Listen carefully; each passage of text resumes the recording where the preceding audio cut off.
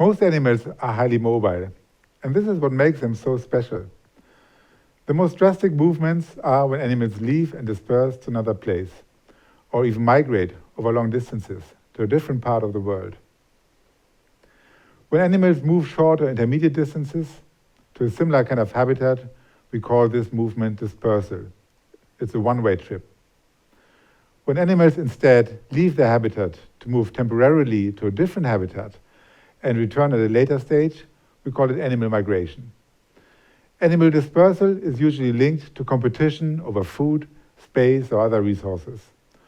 Often it's the young animals that disperse, as they are less competitive. More individuals are added to an animal population with every reproductive season, so some will usually have to leave anyway. When young animals disperse, we call it natal dispersal. In some species, with family groups, like in many primates, young individuals are actively kicked out by their family. Often it's the mothers who kick out the daughters, or the fathers who kick out the sons.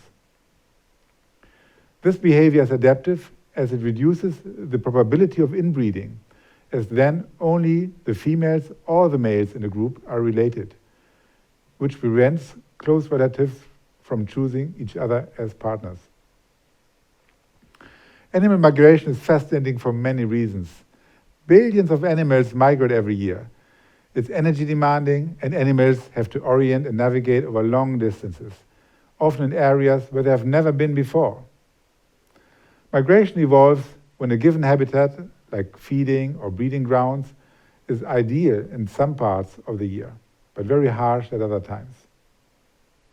One example is this Arctic tern, which breeds up in the high northern hemisphere, and then, for the northern winter, migrates across the whole globe to the southern hemisphere. Probably no other animal sees more sunlight in life than this one. It makes use of the long days in summer, both in the Arctic and in the Antarctic. The round trip is about 20,000 kilometers. But while like Arctic terns stop on the way to refuel, species like this bar-tailed godwit migrate 12,000 kilometers non-stop. They can fly all the way from Alaska to New Zealand, making them the bird with the longest recorded non-stop flight ever. This journey takes them 8 days or around 192 hours, and is possible thanks to enormous fat storages.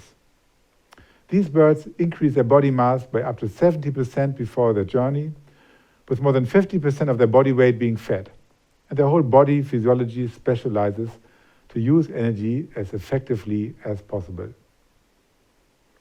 How do animals find their way over such distances?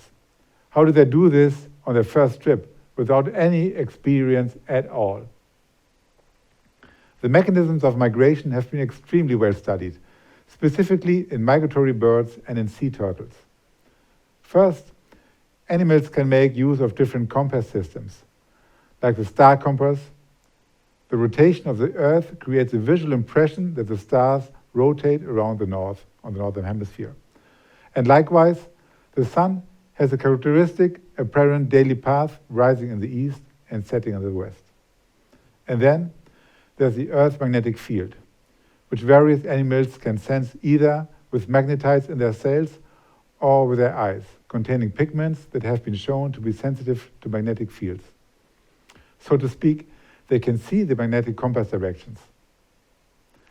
A key experimental tool to determine use of such compass systems is the so-called Emlyn funnel, which is a funnel-shaped cage, and when birds are placed into them, they try to leave their funnel by jumping on the walls in the compass direction they would migrate and leave scratches on the wall on that side. By using this funnel in a planetarium where the sky rotation can be manipulated, or in a Helmholtz coil where the magnetic field can be manipulated, researchers were able to provide insights into the mechanisms of animal orientation.